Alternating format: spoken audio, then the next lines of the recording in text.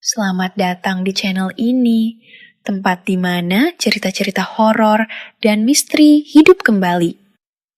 Hari ini kita akan membahas sebuah legenda yang telah menghantui kampung Kayuasah selama puluhan tahun.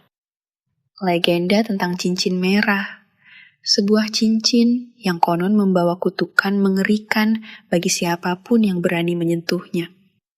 Siapakah kalian yang berani menyaksikan kisah ini sampai akhir? Di sebuah desa terpencil bernama Kampung Kayuasah, yang terletak di tepi hutan lebat dan dikelilingi oleh sungai berarus deras, tersebar legenda tentang seorang gadis bernama Yuli.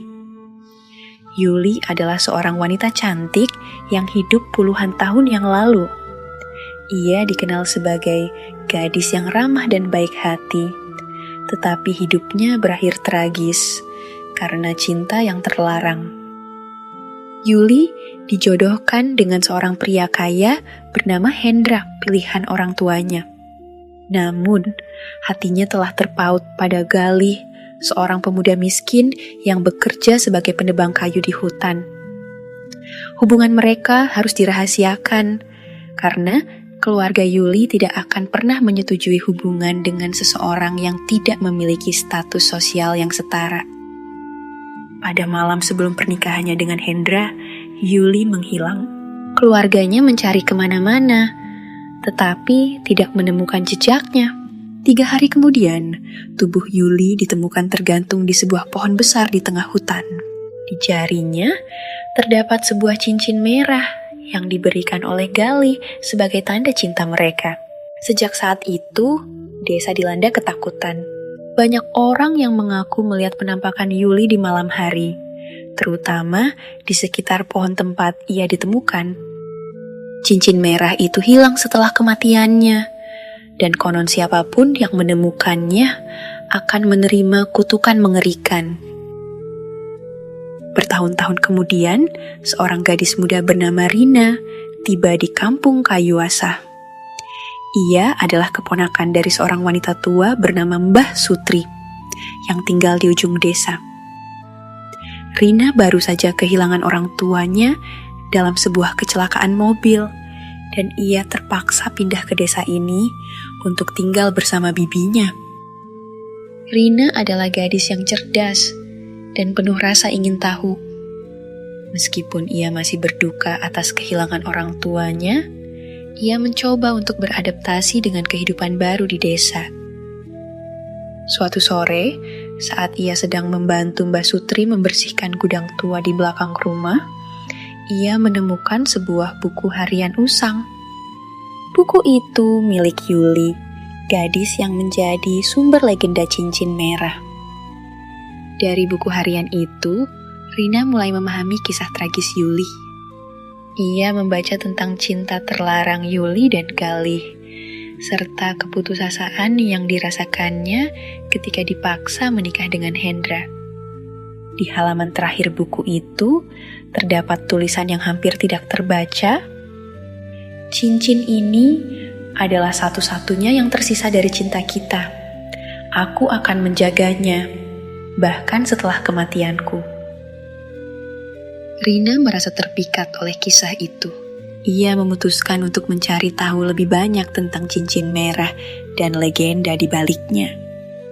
Ia bertanya kepada beberapa warga desa, tetapi mereka semua enggan membicarakan hal itu. Hanya seorang tetua desa bernama Pak Karto yang bersedia bercerita. Lelaki berkumis itu menjelaskan jika cincin itu adalah perhiasan kutukan yang siapapun yang memakainya akan menerima kutukan Yuli.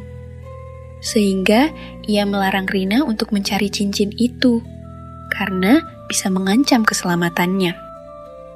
Namun, peringatan Pak Karto justru membuat Rina semakin penasaran. Ia merasa seolah-olah ada sesuatu yang memanggilnya, menariknya untuk mencari cincin itu.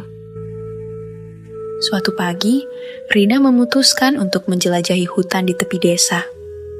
Ia membawa serta buku harian Yuli, berharap bisa menemukan petunjuk tentang lokasi cincin itu. Setelah berjalan beberapa jam, ia tiba di sebuah pohon besar yang terlihat sangat tua. Pohon itu memiliki lubang di bagian akarnya, dan di dalam lubang itu, Rina melihat sesuatu yang berkilau.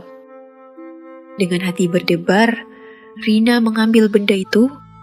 Itu adalah cincin merah, persis seperti yang digambarkan dalam legenda. Cincin itu terlihat sangat indah, dengan batu merah yang berkilauan seperti darah. Tanpa pikir panjang, Rina memakainya.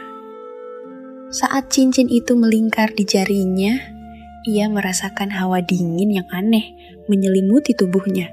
Namun, ia mengabaikannya dan pulang ke rumah. Malam itu, Rina mulai merasakan sesuatu yang tidak biasa. Ia mendengar suara bisikan lembut dari sudut kamarnya, seperti seseorang sedang memanggil namanya. Ketika ia membuka mata, ia melihat bayangan seorang wanita berdiri di ujung tempat tidurnya. Wanita itu mengenakan gaun putih panjang, dan wajahnya tertutup rambut hitam yang panjang. Rina berteriak, tetapi bayangan itu menghilang seketika. Keesokan harinya, Rina merasa lelah dan tidak bisa berkonsentrasi. Bibinya, Mbah Sutri, memperhatikan perubahan pada Rina dan bertanya apakah ada yang salah. Rina memilih untuk diam, takut dianggap gila. Namun, kejadian aneh terus berlanjut. Setiap malam, ia melihat penampakan wanita itu dan bisikan-bisikan semakin keras, memintanya untuk mengembalikan cincinnya. Rina akhirnya memutuskan untuk mencari tahu kebenaran di balik cincin merah itu. Ia pergi ke Pak Karto, tetua desa yang pernah bercerita tentang kutukan cincin. Pak Karto terlihat sangat khawatir ketika Rina menceritakan pengalamannya itu. Pak Karto kemudian menceritakan kisah lengkap tentang Yuli dan kutukan cincin merah.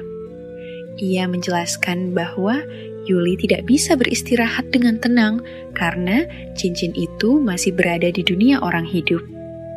Satu-satunya cara untuk mengakhiri kutukan adalah dengan mengembalikan cincin itu ke pohon tempat Yuli meninggal. Dengan ketakutan, Rina memutuskan untuk mengikuti saran Pak Karto. Ia kembali ke hutan dan mencari pohon besar tempat ia menemukan cincin itu. Saat ia mencoba melepaskan cincin dari jarinya, cincin itu seperti menempel erat, tidak mau lepas. Tiba-tiba angin kencang berhembus dan Rina melihat penampakan Yuli muncul di depannya.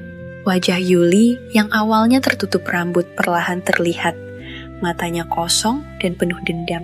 Lalu ia meminta pada Rina untuk secepatnya mengembalikan cincin merah itu. Rina berusaha melawan, tetapi kekuatan gaib Yuli terlalu kuat. Cincin itu akhirnya terlepas dari jari Rina dan melayang ke arah Yuli. Begitu cincin itu kembali ke jari Yuli, tubuhnya perlahan menghilang dan suasana hutan kembali tenang. Rina yang ketakutan berlari pulang. Namun, sejak kejadian itu, Rina tidak pernah bisa melupakan pengalaman mengerikannya. Ia sering terbangun di malam hari, merasa ada yang mengawasinya. Suatu pagi, Mbah Sutri menemukan Rina tidak bernyawa di kamarnya. Di jari Rina terdapat bekas lingkaran merah, seolah cincin itu masih ada. Desa itu kembali dilanda ketakutan. Cincin merah itu hilang lagi, dan semua orang tahu bahwa kutukan itu belum berakhir. Siapakah yang akan menemukannya berikutnya? Dan apakah kutukan Yuli akan terus menghantui kampung Kayuasa selamanya?